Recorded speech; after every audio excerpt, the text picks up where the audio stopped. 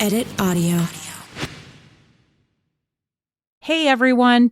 So today we're revisiting an episode from last summer where I am the guest, airing my own dirty laundry, talking about my struggles, anxieties, and feeling like a fraud out here giving advice and not going to therapy. So if you haven't already listened to this ep, buckle up. I'll say no more because it's about to start. But I do want to tell you the reason we're bringing this back is because just 3 days before the end of the year holidays, life threw me a major curveball. Budgets got cut and my long-term freelance gig was put on hold indefinitely, which meant no money for Robin. Now, I, of course, decided to record an episode about it because obviously I am who I am.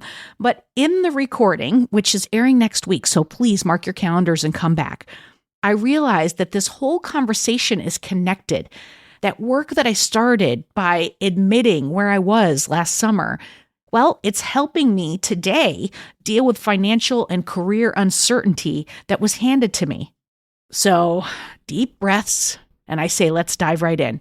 Oh, and don't forget to come back next week for part 2. Yes, I'm a nagging mom. Things get messy, but dare I say it, optimistic too. Intrigued? I am. Hello, everyone. I'm Robin Hopkins, and this is Well Adjusting, where I talk to people about life stuff, but not in an NPR way.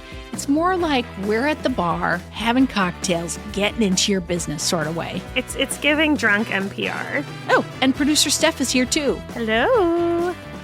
All right, the genesis of today's episode is quite simple. I was out with my pals, and I had a couple of margaritas, and I'd been feeling kind of blue lately, and I was wondering if, perhaps I should be reaching out and talking to my old therapist or something. And then immediately after, I started feeling like a fraud because, this is an advice show of sorts, right? So I'm doing something about this. I text producer Steph. By the way, I didn't call my therapist. I just was like, I'm going to text producer Steph all about holding myself accountable. Let's do an episode about this. And then I woke up and I was immediately like, no, let's not. Let's not do that. But I had already sent the email. So welcome to, Robin and Steph telling themselves. All right, Steph, here we are. How many months later after you sent that email? 2, maybe? Which I need you to know that I got that email and it was something like, 9 p.m. at night or something. But it was like a weekend. Super late for me, though. I was looked at my phone and I saw it and I read it. But then the next day I looked at my phone again and I was like, where's that text message from Robin? And now on iMessage, you can delete things. So I thought you had deleted the message. And I was looking through all of my stuff and I was like, oh my God, Robin got embarrassed, blah, blah, blah. And then deleted or drunk texted me or something. So then I was looking through everything and I think I texted you. I was like, am I mistaken or making this up or did you actually text me? And then I was like, no, I'm super old and I emailed it. Yeah. But the feeling behind it is there that maybe you would have been like, oh, actually, I don't want to talk about that when you wake up in the morning or something. You were not wrong at all. So then we somehow it gets added to the production meeting agenda. I'm somehow Steph. And everyone's like, let's do it. And then I'm like, well, I don't know. Now, my shoulders are up and my voice is up and I'm starting to try to back away from it in front of 17 people. And all of a sudden, Maria, lead producer and amazing editor extraordinaire, Maria's like, Robin, while you're thinking about this, because she's British and all I'm doing is channeling Harry Potter, while you're thinking about this, why don't you just maybe capture some audio about how you're feeling? And I was like, oh my God, you're so sneaky as a producer that you're like, we're going to make this no matter what. And I want to get where she was. Yeah. Did you capture audio? No. Okay, so this is the audio. I knew I would capturing. remember exactly where I was, which is I no longer want to do this. I will say, this was presented as Robin and Steph tell on themselves, but I feel even that was in a slight effort to Well, I can't be alone telling on myself. Why is it just Robin tells on herself? Minimize. You gotta have the shit thing. too. Come on. I mean, it could be just Robin doesn't want to go back to therapy. Are you trying to get out of the idea that we were also going to talk about you? Or this is the thing that I think is really interesting is that I think that the reason that it wasn't just I didn't want to be alone with it. Sure. Though that was a valid feeling. It was there. I acknowledge that. But it was also that I think that you and I are the type of people who people think we share a lot. Mm-hmm. And we share very detailed things about stuff that's not sanitized or not, that might be very difficult for people sometimes to hear. But I think that gives the illusion that we're actually sharing something that's vulnerable, and we are not. Oh. Because it's already been sanitized, fixed, put into a place that we feel like the version, and I don't mean like we're lying or shifting anything, but like we're sharing it in the way how we want to share it and controlling the narrative versus actually being vulnerable. Yeah. I always say that people think I'm like very open. Yeah. But I'm not. Not when you're in the middle of it. Not when I'm in the middle of it, and never from like a place of emotionalness. Like, Right. Which is not to say I'm not emotional. I'm an extremely emotional person. I just don't want anybody to see any of that mess. Yeah. I'm like, well, I'm going to be emotional on my own. I'm going to figure out how I want to like say this to other people. And then the next time someone asks, You'll have a prepared I'll have version. like the version that I can share. And it's like almost like a script. Yeah, and even then, you're not looking for anyone to offer any insight that would be helpful. You're just saying it. And I think sometimes I'm going to just do what I make every guest do. I'm going to put it in I statements, but I say it in a way that I've come to some conclusion. I'm working on it in some way. And so I'm testing it out. I'm testing it out to see how I feel, but I'm not testing it out in a way where I'm asking for help. And I've been thinking about it. I mean, some of it I believe is, just the things that we've been saying to ourselves for the last 2 years, global pandemic, like the environment, that like all of the catastrophe stuff that we did talk about in the optimism episode. But it is also, I'm in the middle of hormone replacement therapy. I'm stepping into menopause and I'm trying to figure out my back hurts all the time right now. I just got an IUD and I'm like cramping and spotting and like, I can't get it right. And it all feels like a lot, and so like I had this talk with my wife and I had this other experience with my 4 friends. I'm just going to tell them both quickly, saying like, if I'm saying this out loud, if I'm asking for help, I'm going to start crying. But if I'm asking for help, it's got to be really bad for me to say that. Mm-hmm. Like I'm not okay. And like people miss it, but they miss it because I don't let them see it. Like I had this weekend with my 3 best friends, my gal pals. Carrie was one of our experts of the day on here, several episodes. She has this beautiful, beautiful home outside of Portland, like fucking Mediterranean house built around a pool. It's like to die for. And she picked us up with a cooler, with sandwiches, with road cocktails. Oh my God. And she was like, I have everything that you guys need at the house. There's a masseuse coming Saturday. We did not leave her house. And it was this amazing weekend. And we talked about like life and everything. And I had been in not the best place going into it. And on the plane ride home, I was so upset with myself because I didn't say anything. Like I didn't, like these are my best friends. And I didn't do it. I wouldn't go there. And I was so pissed at myself that I let an opportunity like that to that they could have helped me, and I couldn't have it. So this is stupid. Whose idea was this? So that's the genesis of the show. I feel like let's talk about Steph now. How does everybody feel about that? Well, first of all, I'm sorry that happened, but also, ways that Robin's going to feel more uncomfortable. In the way that you would say this to anyone else that was coming on this show, like, your instinct is to punish yourself and like berate yourself for not being able to be vulnerable, when really, like, what's the more gentle thing, Yeah, no, the more gentle thing is to just slowly try to work on it and just do what I can with it. And I do think like that is growth for me. That is growth for me to be like, I'm struggling right now. Like I just don't, it's like I went on this trip with Barron, who's my, former intern, now former boss. And we were both talking about, we're both like really loud personalities who like are very similar. And he was like, I do feel like no one ever asks me if I'm okay. And I was like, oh my God, I do too. But then I'm like, maybe I'm just being like maybe people ask me as much as they ask anybody else. And I'm just being all sensitive about it. I want to be left alone until that very second I don't. And then I want the people close to me to notice. And how would they notice when I've set up a whole world for them not to notice? It's a catch-22. It's not like, so I'm not mad at them. It's really, I just have to like, I think if someone were to ask, like, if I was to ask a person, like, are you okay? Maybe I'd have to ask twice because most people would be like, yeah, I'm fine. sure, of course, and then you right. have to be like, no, like, are you really okay?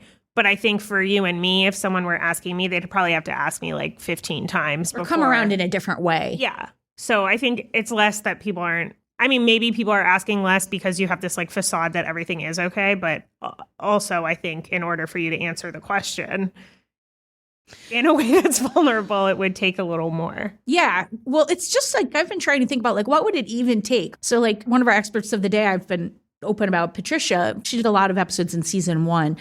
She was my therapist, right? And like I've gone to her off and on over the years. And God, I mean, it would be funny to cut to Patricia and be like, yeah, she is really, let me get the files out.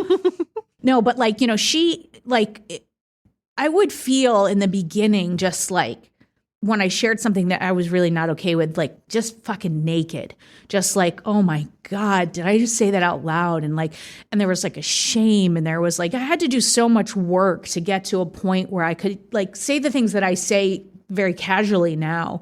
Like that was a lot of work. Yeah.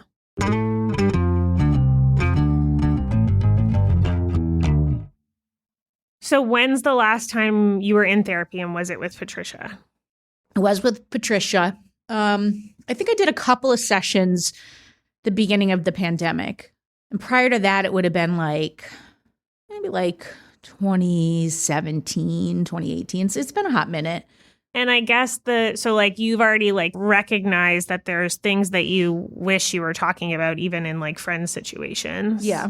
There's like one sort of like core issue. Like I feel like that I would love to do some work on, but I also do not want to in any way, shape, or form. And I think that often, like if I'm just being fully honest, I think that often the idea that I would go and just talk about like the day-to-day stuff and say I'm not doing this other thing is what probably stops me.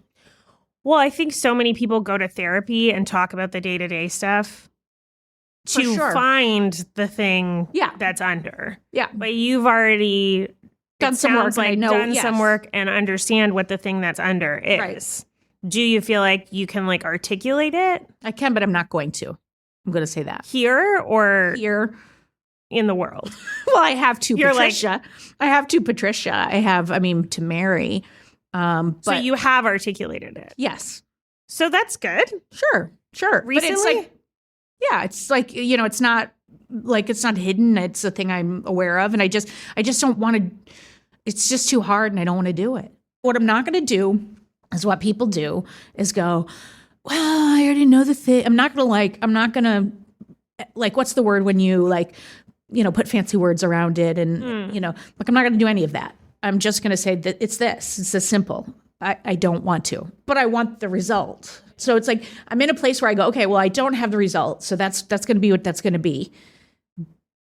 But like right now, or like, and it's less right now because I will say that like, I don't know if some of the hormone stuff is shifting and the sun has come out. It's not winter. Like I am not feeling where I was this winter. Like I'm not feeling that, you know, like, what the fuck am I doing?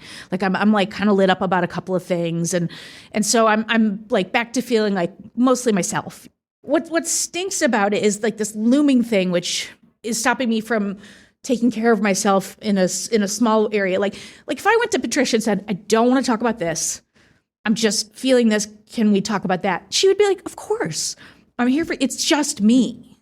I feel like most therapists say that if you don't have a reason to go to therapy, that's probably the best time to go to therapy. I don't like that. Because it's like you have the like capacity to be working on things. You're not like drowning on the day to day. So like maybe there's things that you could do where it just like shows up as like a sprinkle. Yeah. Rather than like, you know, like you're getting dropped with rain a little bit and it's like some of the shit is falling on you, but it's not like winter hell where you're like drowning. I think the reality is, and I think what's good about this conversation, besides just like, you know, having it, I think it's helpful. But beyond that is like, I think it's helpful too, even in our listening of people of like, I think I can be cavalier with, I know it's hard, but you're going to just face it. You could do this. You've got this. Let's set a goal. And it's like, and I'm out here being like, I'm fucking scared. And I don't want it. Like, I'm like a 12-year-old, like a defiant, probably not even 12, like, more like toddler being like, no. Like, but it is scary. No. I mean, and it brings up like lots of shit. I did this like, I like got formally diagnosed with PTSD. And I was like, okay, I should do like PTSD therapy. And then I had to talk to my doctor about it. And my doctor was like, well, that's a lot to work through, like blah, blah, blah. Like, make sure you're in a good place to do it. And I was like, okay, pandemic happened. Wicked not in a good place. But I started like, just exploring like saying it out loud more or whatever in like little ways. Probably 2 years later, I was like, okay, I'm going to like do something about this, and went to this like PTSD therapy. I started doing it. It was really fucking hard. Then I broke my leg. Mm-hmm. I was like, I can't do both of these things. Also, I'm like not lucid enough. Stopped. Yeah. And now I can't go back to it. Like, I'm like, I feel like there's a block there. And that's like the only thing I can think of where I'm like sort of relating to you, where it's like, I started this thing and I started the work and I felt how hard it was. And then I was like, okay, I have to stop for very real reasons. And now I'm like, fuck, I don't want to go back to doing that. Like, I'm fine. I feel fine. And in a lot of ways, I am fine. And I know that there's this like looming thing that I'm going to have to deal with, that I want to deal with because I want to be over here and get the results. But like, the reality is right now is not the time for me. So like, I think both of those things can be true. I think like, first of all, I'm in like regular therapy right now, therapy with my family right now, and therapy with my partner. No one could accuse you of not doing like work. I'm doing all of the therapy You're doing right now. plenty of work. So like, I don't need another therapy right now. I like physically don't have the time for it or budget or anything. So I do want to say that there is like validity to that if you don't feel like you have the capacity right now. But what it sounds like you're saying to me is that you do have the capacity, you just have a blocker, which feels like a different thing. I mean, I think both can be true. Yeah. Like, do I have the capacity? Probably, yes. And do I not want to do it? Absolutely. I think we're pretty clear on that. I think I said that pretty well. But also, would it be really fucking hard and take up a lot of mental space? And like, am I in a place where I want to do that? I also think that's true. No, I do not. Like, I think all those things are happening at once.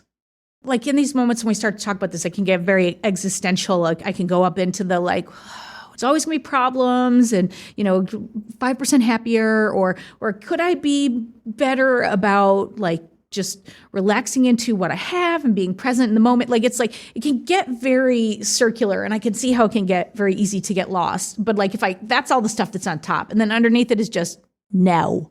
Like, so it's layered. Well, do you feel that like the thought of this looming thing is stopping you in a consistent way from being happier? Well, I feel like that's a trick question, producer Steph, because happier, yes. But I just think that implies that I don't have happiness now, because I don't know. I don't think so. I think you're very happy. I'm just getting defensive. Full of joy. You're defensive. I think what I'm getting at is like, I mean, this can be like a convoluted way to say this, but like, people have like OCD tendencies, right? I have OCD. The difference between those two things, people say, is like the amount that it impacts your day-to-day life. Right. So is it getting in the way of you being yourself? Right. And if the answer to that is yes, then I think there could be more time spent dealing with it, because though you may feel joy right now, the likelihood that getting help for that one thing would allow you to have capacity for more joy. Yeah. I love how careful you're being. How you're being so careful. You don't have to be so careful. If it's not like, if you were to, but if it's not getting in the way of your day to day, like it's not getting in the way of my day to day. Not right now. I think in the winter it was, and I think in the winter I should have. Like, I think that's like, if I'm looking back, I think I should have just been like, Patricia, I don't necessarily want to go to the deepest, darkest places, but I do need some help right now. And I should have done that. I think what I'm willing to do right now, like the deal I can make with the obstinate like 7-year-old inside me with a bowl cut and Levi jeans and some kind of a boy's t-shirt. The deal I think I can make is if I know and I feel these things starting to come on again, even if I will not say things like, it's probably my HRT, I probably don't have it, like, because there's just as valid of a reason to go and just like have that space, even if it is hormonal, even if it is, because it's like the one thing I do know about therapy that I love about it is I don't know why it works. And Patricia had said the thing that made me understand it better, which is she said that your problems were not created alone. They were created in relationship. And so often they have to be solved in relationship. Like trust has to be rebuilt. And I just thought that was a really lovely way for me to get my head around it. But what I know just on a really basic level is if I go and I force myself to say the things that I don't want to do or say, when I've said them, when I walk out, I feel lighter. And I do know that. But that's part of the problem is that I approach therapy much like I approach everything. Mm-hmm. It's not enough to go. I have to do it to the best of my abilities, or I didn't do it right.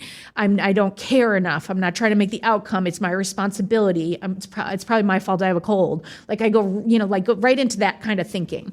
So I want to what I think I can commit to is saying, when I feel symptoms like that, I will make that pact with my inner annoying person, and I will say, I'm coming in lighter, and I will do it gentler. I will not set up this, because I think it's a setup for failure if I didn't do it properly.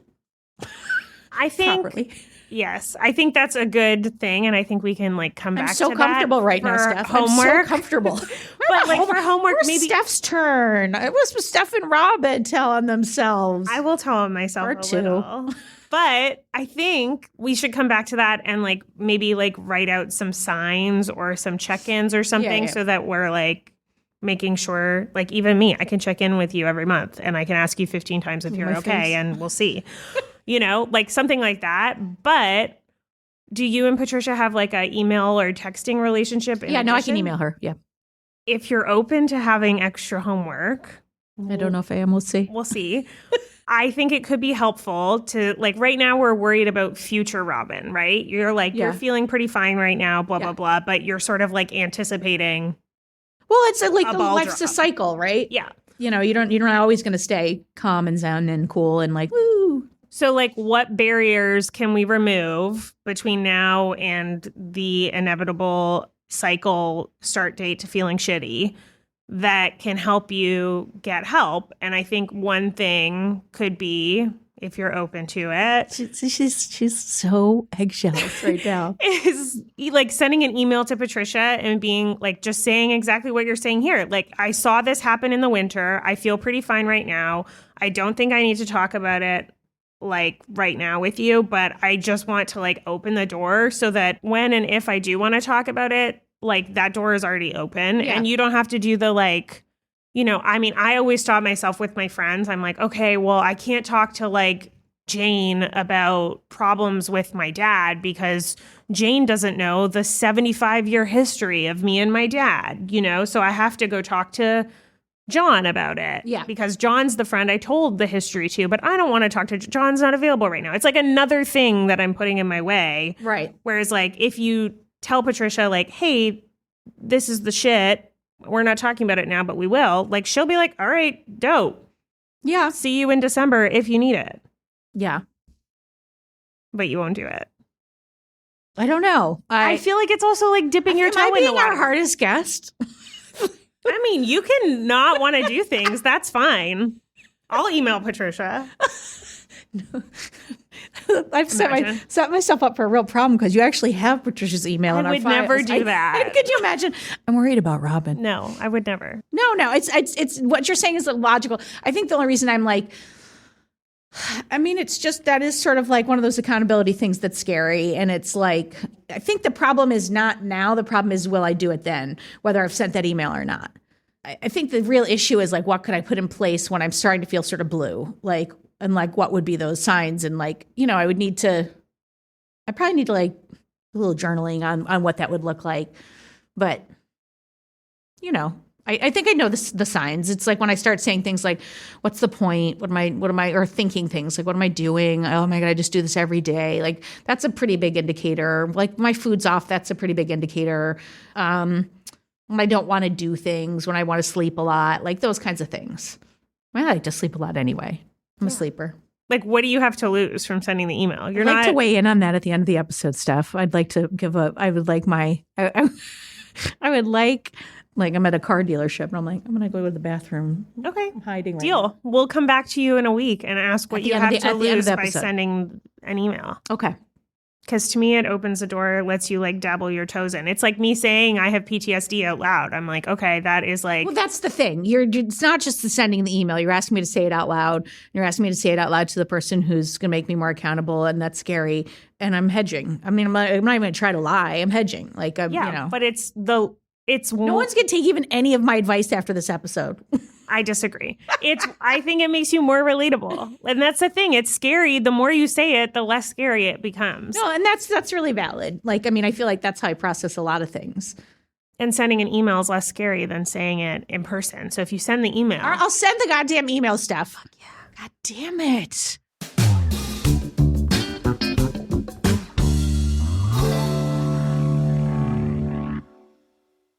So I'm committed. I'm going to do it. I mean, is there anything you're going to tell on yourself in this episode, or is it just me? Did I just get hung out to dry? You're not hung out to dry. You're hung out to be supported. No, it's helpful. It's helpful. It's helpful. But it's so interesting to me. And this is why I was willing to do this. Is like, it's fucking uncomfortable, and I think I don't ever want to make our guests feel really uncomfortable and put them on the spot. So I'm willing to do it because it's like, I do want people to know that we are with you and we understand how fucking hard this is. And we understand that when we give any kind of advice or ask somebody to show up in a way that's uncomfortable for them, that it's not something that we're not doing. It's not something that we don't get how hard it is to do. You know, it's like, and sometimes those are the hardest conversations we have. Like we've had a couple of conversations with guests where, you know, like as a team, a production team, we're having conversations like, did I push too hard? Was that too much? I hope they're okay. You know, like things like that. Cause we never want people you have to meet people where they are. Yeah. And sometimes we have to have a really light touch because the person is just the door's only open so much. And like, I'm willing to open the door to say like, we're with you. And also just cause I do need it. Like, I know that, like, you know, I think that's why, like when we started this podcast, we didn't set out to be like, and we're going to also hold ourselves accountable. We were like, this will be really fun. You know, it'll be like a great conversation. Yeah. And then it would have been dishonest not to. Like, I think it would have been like people would have seen through it. Like, I'm never drawn to a fucking influencer who acts like they have their shit together. Like, No. Never. I don't want to see that. Like, all you do is make me feel bad. And also, I think you're a liar. Like, no one has their shit together. Like, anybody who says they love pregnancy can go fuck off.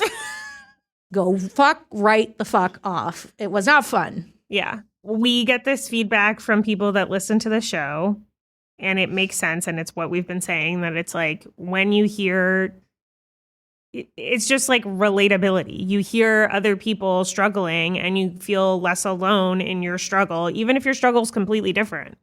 Like there's ways to like relate to each other and just know that like you're not alone in feeling shitty. And probably either the way you feel shitty or the thing you feel shitty about happens to a ton of people. Yeah.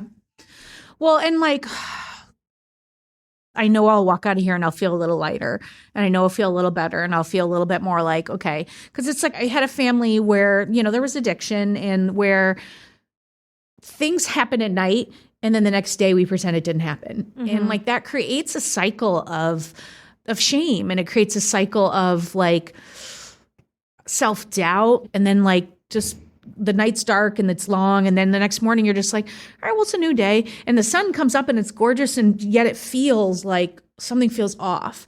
And you know, we've talked a lot about like being searchers as people, and like as I've gone on a path of trying to be as happy as I can in as most moments as possible, like that's my goal. My personal overall goal is to try to be as happy as I can in as many moments as possible. and I fail a lot, but I succeed a lot. And in that, if I'm hiding something, it feels like back then. And if I'm not being honest, I feel like there's a creeping feeling of like, this is all fake. Yeah. But it creates this level of like having to like tell on yourself that's like also sometimes like unmanageable, because it's like, why should I have to live that bare? Yeah. I mean, I have that too in different ways, but I think, the idea that like your reality is somehow not the reality that everyone, like, I have that. Yeah. And I guess just to bring this back to you in therapy, I said I'd send the email stuff. What I don't want you to be doing is like sort of gaslighting yourself to be like, well, everything's fine right now. So like, blah, blah, blah, No, yes, and I'm not knowing you, but like my yes and is like, it presents for me in actually the opposite way. It presents for me in the way that like, everyone will be like, man, you're fucking killing it. Like, look how good you're doing right now. And then I feel like a fraud because I'm feeling dark. And that's an unrealistic expectation of life. Like, I don't care how happy or successful you are, you're going to have hard days or bad days or down days. And that's what I want to be gentler with myself on. I can put that out there, and then I can have a bad day. And then I don't have to throw out the baby with the bathwater, which is like the worst phrase, baby. Who would ever throw the baby out with the bathwater? Why would you throw the baby out at all? Someone. Leave the baby alone.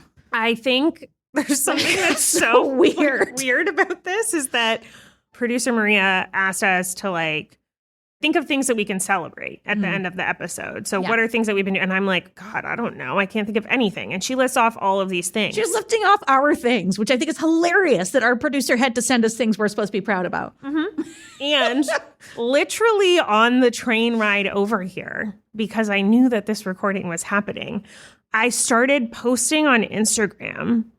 Okay, we won an award. And I was like, I must post this on Instagram because then I can show Robin, look, I'm celebrating my win, And so like I'm doing it on the way to the recording. Well, that part I have no problem with. I believe that it's as long as you get it in and the deadline making you do it is good. That's right. It is good. But however, the fucked up thing is there's like two parts of my brain that you just like talked about that are like, okay, it's okay for me to like say I'm doing good.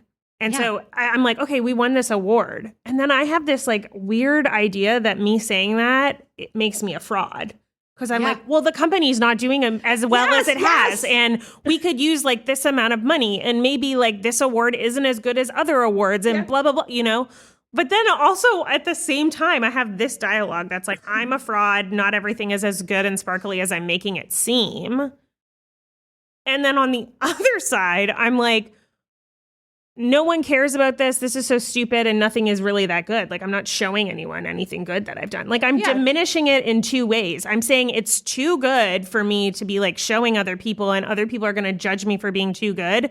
And all of the people that don't judge me for being too good are going to be judging me for being stupid and celebrating something so little. Okay, so my version of my version of that exact same thing, and it's almost the same thing, just a slight twist on it, is I'd be like, somebody had that award, and I'd be like, I really want to get that award. And I'd be like, God damn it, they're way better than me. I don't know why I can't get that award. Then I would get that award, and I'd be like, but this is like some shit like call-in award that like nobody even knows about or cares. Like, would they have like 4 entrants? So it's like the same thing. And we meet on that. You and I meet on that space like all the time. We always just have like slightly different versions of it.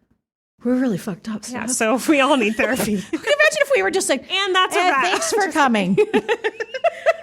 Well, no, but okay. So, but we let's go to good things, and they can be something that Maria told you, but it's maybe better if it wasn't. I think we should do 2 things for ourselves. Okay, and then I want to tell you 2 things about yourself. Okay, I can do that. All right, my 2 things are, one.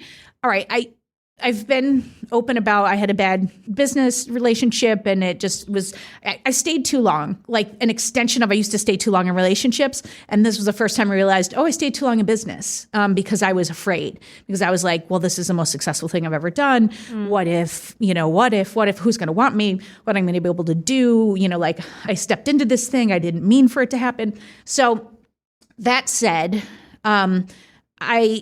I do have concerns about my day job, like continuing. I've been in a place of fear. Like I've been in a place of like, oh, the fuck, like who's going to, like, and there's like, I got to triage, like, how am I going to make money for the hiatus weeks? And then like, what next? So I started like a manifestation weekly with my pal Baron. I was going to say, this doesn't sound like celebrating. No, but I'm going there. But we started this thing, and my first thing was to talk to Tom, who's also been an expert of the day, and he's like an old advisor. And he talked to me about this project, and he's like, why don't you start this like thing? And I'm not going to say what it is because I'm forming it now. But it was like the thing he said was on the Great Robin Plan as the thing I wanted my 5-year goal to be. Wow. But it was like, was always standing there like, how do I get this thing? How do I do this? Because I'm not like, I'll just say it was like kind of like creating a production company. It's like, I'll go into the details later when I'm ready. But like, and I was like, I'm not Reese Witherspoon. Like, how am I going to make this company and who's going to let me be in the things I'm making? And so I was like, I never could figure out how I was going to get there. And he gave me a way that I can get there and do it. It's just a slight modification. It's like slightly different. I was like, fuck, this could be great. And I've already started moving on it and like brought in a partner and a guy who I've been working with and like a producing partner. So I'm really lit up about the idea of, for the first time in my career, I'm creating from a place of, this is a fucking thing I really want to do. And I'm going to believe I can do it. Yay. Like I was just saying to Mary, I did a call last night with somebody and I was like, I actually have to get better as a salesman. Like I have to sell this. Like you'd be stupid not to come in on this with us. Like I've got to get to that place and I can't be listening for any hesitation they have and have that mean my idea isn't good. So like, it's just a world I'm excited about. I'm thrilled I'm doing it. And this is my second thing. It's tied to it, but I'm thrilled that like, instead of being like, I have money fearfulness and panic about what's next, I'm trusting I'm going to build this thing. And I'm telling myself I have bridge money saved and I'm going to get there and everything's going to be okay. And I'm not letting money turn into like some weird thing. So it's like twofold. So I'm super, super proud of that right now. I feel like it was a bit of a cop-out on getting two, but I'll take Why? it. It's I'll two, take it. the money. No, it was good. It was good. It's a good two. And It's a comprehensive two. That's a humongous thing for me. Yeah, that's huge. Okay, yours. My celebratory things are that I am going to therapy with my family, which That's huge. is something I have avoided for a year. So that's a huge thing. Yeah. And less so the going, more so like I feel really proud of the way I'm like standing up for myself and showing up for myself. And that is just coming out in therapy, but I feel very proud of that. And so that's my celebratory. And then my second thing is that we just won an award, which I know I already said, so I can't like claim that, but I am claiming that. But the thing I'm most excited about is that it was for like a production company award, which I feel like normally like, well, I don't get to take credit for that. Like there's so many people on my team and blah, blah, blah, blah, blah, which But you built that team. I built that team, but also I'm like, that's so cool. Like, I didn't know we were even nominated for an award. So like when I got up to accept the award, my like speech was like, everyone that works with me is so amazing and I love them all and this is great. And, you know, and that was what came out of my mind. And I was like making fun of myself for saying that after, but that is really how I feel. Yeah. Like everyone that works with us is awesome. I'm really proud of everyone and their growth at this company. I like took this as a moment to like look back and be like, oh my God, look at all the ways that these people have grown.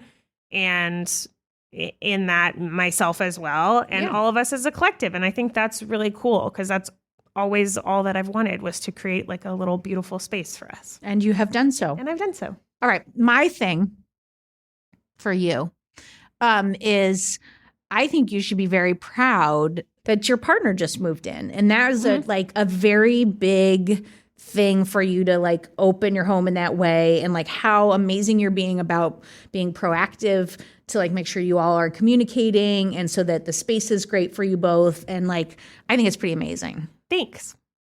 I'm not going to diminish that, even though I have a million things to say about diminishing You're it. trying really, I can just, your face is like that. I'm like, Thanks. yeah, thank you. I Or this is us agree. practicing just saying thank you. Thank you. I agree.